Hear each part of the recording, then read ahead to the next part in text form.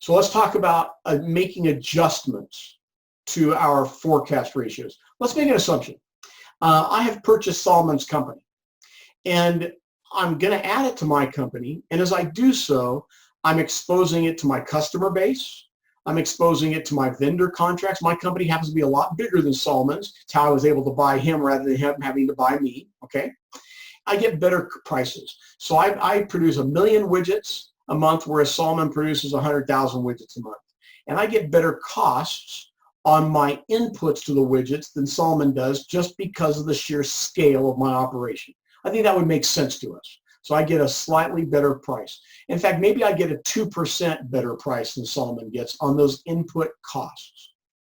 And I want to see how I can model that now. Well, first I'm going to tell you that while revenue adjustments may not be persistent, expense adjustments should at the very least be persistent. We shouldn't, as we get bigger, have to go back to a higher price. We should at least carry that improved price forward as we continue to have this scale relationship. So revenue adjustments are summative. So when we make a revenue adjustment, to find the revenue, before we would have taken the revenue from one period and multiplied it by the revenue growth rate. But now, in order to find our new revenue, we're going to take the revenue from the prior period and multiply it by the revenue growth rate plus whatever our adjustment happens to be. I'll show this to you in a moment. And then we're going to deal with issues of persistency beyond that. So let's look back to the spreadsheet. And now I'm going to look at the valuation with adjustments and look at where we're going here. You'll notice I've got all the same assumptions up here, and now none of them are in yellow. They're all coming through from the prior spreadsheet or some other place where we've originally input them. I've got the same base year values. None of these have changed in this first year, including ROIC. Okay? But now I've got my forecast ratios, and I've got a series of adjustments. And the forecast ratios came the same way they came before. But now I've got a series of adjustments, and my adjustments are going to be original input values. Okay? So in this case, I want to see how my revenue is affected by this. Well, my revenue for the first period was already coming over here at time 0, coming in from the income statement. And now to find the revenue for period 1 of my explicit period, I'm going to take the revenue from the prior year times 1 plus my original forecast for growth plus my adjustment. In the next period, I've done the same thing. And in the next period, I've done the same thing. And so I'm suggesting, in having done it that same way each time, that growth is persistent. So I continue to get that same adjusted growth amount year over year. So it's continually expanding. However, in my continuation term, I revert to simply taking the prior year's revenue times 1 plus my long run growth, because I can't apply an adjustment into perpetuity. It doesn't make sense intuitively. Are we okay with how I got here? Okay, so let's look at how I do my expenses. We know that I got the forecast ratio, same way I did before, but now I've got this 2% expense, or 2% adjustment. And an expense adjustment will be a reduction of an expense. A revenue adjustment should be, hopefully, an increase in a revenue, right? So a decrease in expense should be our adjustment. An increase in revenue should be our adjustment. Well, how do I model this? I'm now going to take my revenue from the period, which is here in cell D13. I'm going to multiply it by the ratio. Okay? And that's in E20. Well, that would have given me the number I had in my unadjusted. But now I'm going to multiply that by 1 minus my adjustment to get to my adjusted ratio. And you might have supposed that we should have done it differently. You might have thought that I would simply take this revenue times 1 plus the ratio minus the adjustment. But let's look at that for just a moment. I'll go back to the PowerPoint. So the correct way of doing the adjustment is taking the forecast ratio times the forecasted revenue and then multiplying that by 1 minus the adjustment. That gives me my adjusted operating expense. Some people like to think of this as taking the ratio plus the adjustment and then taking that value and multiplying it by the revenue. But that does not equal the adjusted expense. Can you see structurally why that shouldn't be the case?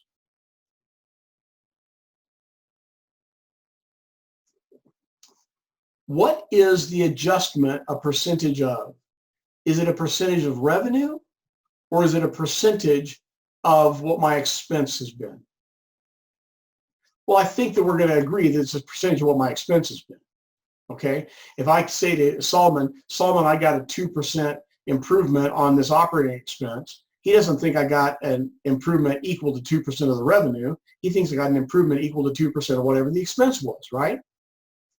So to model that, I've got to take it as first modeling what the expense should have been based on my original ratio, and then interacting it with 1 minus the adjustment. So I now proportionately, not absolutely, decrease it. And you can see the difference numerically here. In my example, I've got 65% forecast ratio for OPEX, an adjustment of 3%, and revenue of 1,000. So the correct way of doing this would be taking 0.65 times 1,000. That's going to give me my original or my expected expense level, and then I'm going to interact it with 1 minus 3% to get my adjusted expense of 630.5. If I do it the other way, I take the 65% plus the 3% or 68% and apply that to 1,000. My expense, my forecast expense is 680. That's a very different expense than 630.5. And in so doing, if I use the incorrect form, I overstate the expense and understate EBIT. And I don't want to do that, because when I understate EBIT, I understate cash flow. When I understate cash flow, I understate value. So I will implore you to use the correct form, and I will guarantee you that a couple of you will choose not to. I just don't know why that is, by the way, but I've done this more than once, I promise you, and I'll buy you lunch, all of us, when we get out of this malaise, if nobody does it the wrong way. Okay? All right, so let's look at this. Here I'm giving you in the spreadsheet, or in the PowerPoint, I'm giving you the Mirror of Javon example again, so let's move to it. And notice that for each one of these categories, I do exactly what I just said I'd do. I take the revenue times the original forecast, and then I multiply that by 1 minus the adjustment.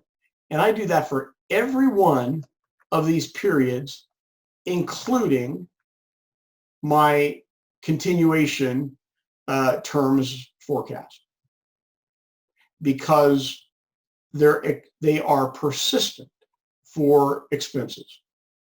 And I do that for each one of these categories. But for my EBIT, I don't move EBIT forward at the rate of sales. If I did, then I would miss out on these adjustments. I move EBIT forward by calculating EBIT each time.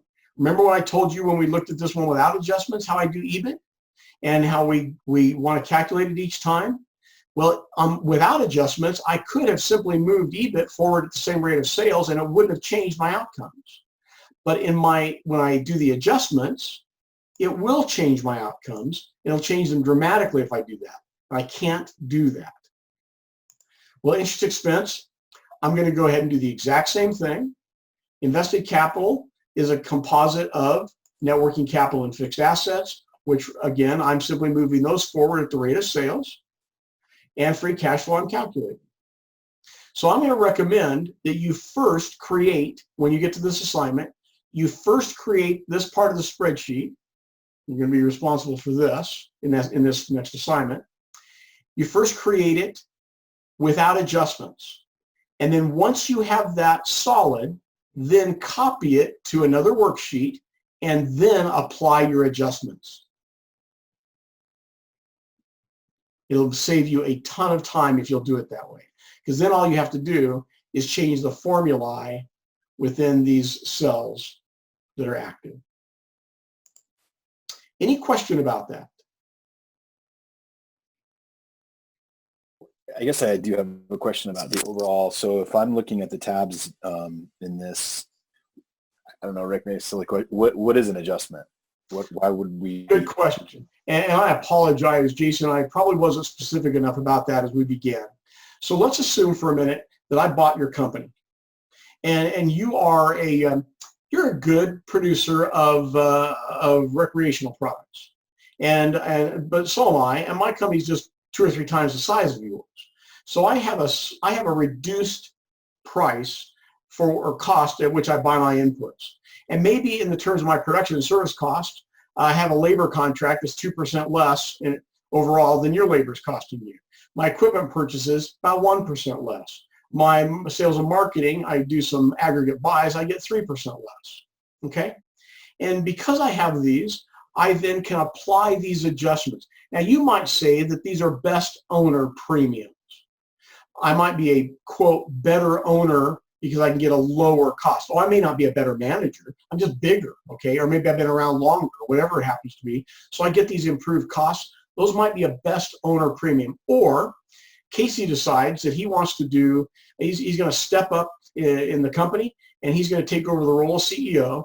He believes, well, frankly, he's better than I am. He's younger than I am. He's smarter than I am. I'm seeing the sunset of my career. He's right there in the sunrise of his, right? So he's going to work his freaking guts out, and his wife's going to see him in about 20 years during the daylight hours, okay?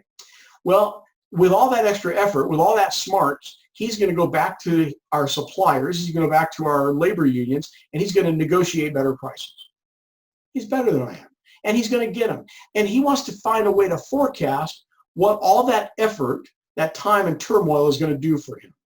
Well, sure, it gives him a 2% reduction in some values, maybe no reduction in others, maybe 3% in yet others. And by the way, these adjustments would be ones you would either have given or you're going to assume. You're not calculating them from somewhere unless you've got some metric that you can use with a supplier or something. Notice here that I'm not applying adjustments to depreciation. Why might that be? How does skill reduce the way that There is something no depreciates? changes in the fixed assets, like uses maybe. Well, I am applying adjustments to fixed assets and net working capital, but Casey, you're right. The IRS and our friends within the legislature are the ones that determine our depreciation schedules. And unless you've got some lobbying power that's even grander than I expect, you're not going to change those. So I virtually never apply an adjustment to depreciation. Now, you might find a scenario in which you would. I just have rarely seen it. Okay? And Rick, you did explain that, like you said, it fell up my ear. Now I remember. Cool. That. Yeah. Good. No, it's quite all right. And it's okay because they fall out of my ear as well. All right? You'll notice a few things have fallen out of various parts of my head. Okay? All right. So without kind of belaboring this point, since I know we're going to come back to this again, I want you to see some of the critical difference in what these small adjustments make. So I can do this. I should be able to take these adjustments to 0. And when I do that, I should end up with the exact same values I had without the adjustments. This is a bit of a litmus test. So once you create your adjustment structures, I would set those adjustments equal to 0. And then I would look at my valuation panel without the adjustments and see if I get the same numbers. So remember, here we're at revenue at 240 or 235 and at free cash flow of 32.7. I should be at 235 and 32.7 without adjustments. So one of the ways to find out if I created my adjustment structure properly is to go ahead and set it all up and then change my adjustments to 0 and see if I have the same values I did without the adjustments. Because an adjustment of 0 is the same thing as no adjustment, right? And if you get the same numbers, now you know you've done it right. So let me go back and apply some of those adjustments that I had because I believed I could get them. I think I can find a 2% improvement in products and services. A 3% in my equipment purchases. No, I'll take that to 1%. In equipment purchases, because that's capital. A 3% improvement in my sales and marketing. And I'm going to find a way to cut overhead. I'm going to make you guys work harder than I was making you work before of 2%. So I've got what, an average of probably about 2% in my overall adjustments, right? Prior to the adjustments, the free cash flow model was giving me a value of about 149.8. You want to guess at approximately what my value is going to become when I apply these adjustments of about 2% average to the company? Anybody want to shoot a number off on this?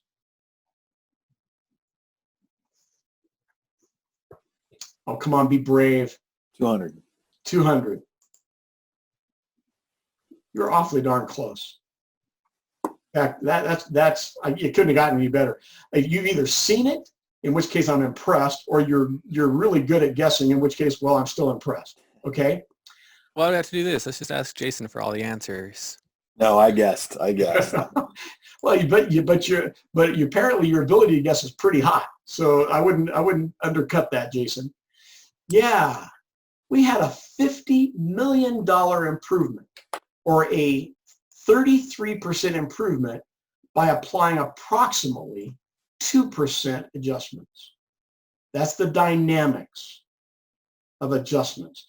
Partially this is because the revenue rose by this rate while the expenses fell by these rates. So we're going this way rather than keeping track with each other all the way along. We're expanding our profit. And that addresses the question, or I guess the inadequate or the incorrect assumption I made that is wasn't about money. Yeah, but it is. At the end of the day, if we're talking American business, it's all about money. We have a legal fiduciary responsibility to protect our stakeholders and their value. So now let's bring this back around to an element of financial engineering, and that's where we're going to leave this tonight. And you saw this within some of your homework material. You saw the stock buyback, and you saw that we use the stock buyback in order to decrease our cost of capital, and decreasing our cost of capital expanded the value of the company, right? Well, that's not the only engineering. We might be able to say, I'm not going to find an extra customer. I'm not going to raise prices. I'm not going to sell one more thing.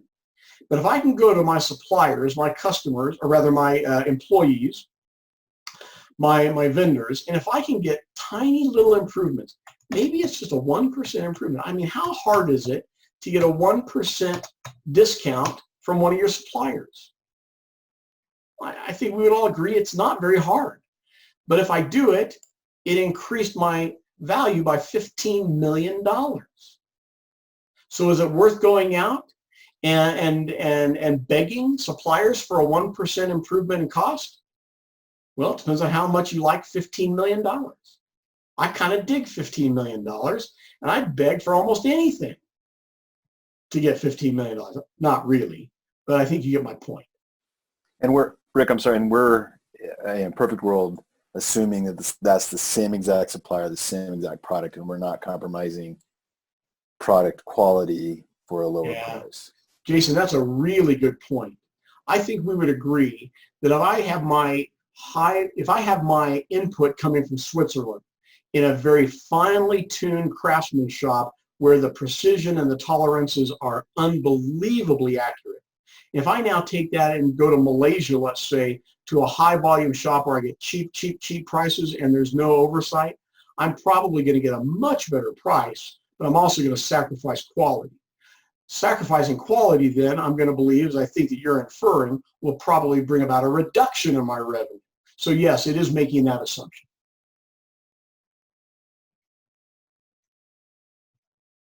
Setting up the model like this lets you model any of these scenarios though. You could model, I don't know why we would, but you could model a negative 0.02, a negative 2%. So we're willing to give up, let's say, 2% of our sales if we can get a 5% improvement in cost. I wonder what that's going to do to us. I honestly don't know. We're about to find out. So I'm going to sacrifice some sales by getting a great benefit. Well, I just got $58 million richer. Now, I may not look at myself in the mirror the same way, and I may never sell one of my products to somebody I care about. But I just got $58 million richer. So I went from 149 to 208. And I probably didn't have to sell an additional customer to do it. Some of this can simply be done in the C-suite. Some of it requires boots on the ground, such as getting a real improvement in sales. Okay? Any questions? So Rick, quick question for the spreadsheet that's due next week. Do we need to add the free cash flow? No. Kang, I believe the only thing you're doing for this coming week are these forecast panels. In fact, let's go to the assignment real quick. I'm 99% sure I'm right. Let me make sure that I have a reason to think I'm right. And you'll notice for XL3, all you're doing are these forecast panels and setting up the superstructure. Okay. We'll wait until the next week after we've talked about valuation model structures again before we have to input the valuation models underneath them. We'll be in the same worksheets to be sure, but you're not giving me that this coming week. Okay. Thanks, Rick. Certainly, King. Thank you for asking. Well, guys, I know that some of this can be kind of mind-bending, but I also know that if you've been paying attention, I know you have tonight, and I know there's more of you on than I'm seeing in my little panel right now. And now I've kind of stopped the sharing so I can see who's with us at the moment.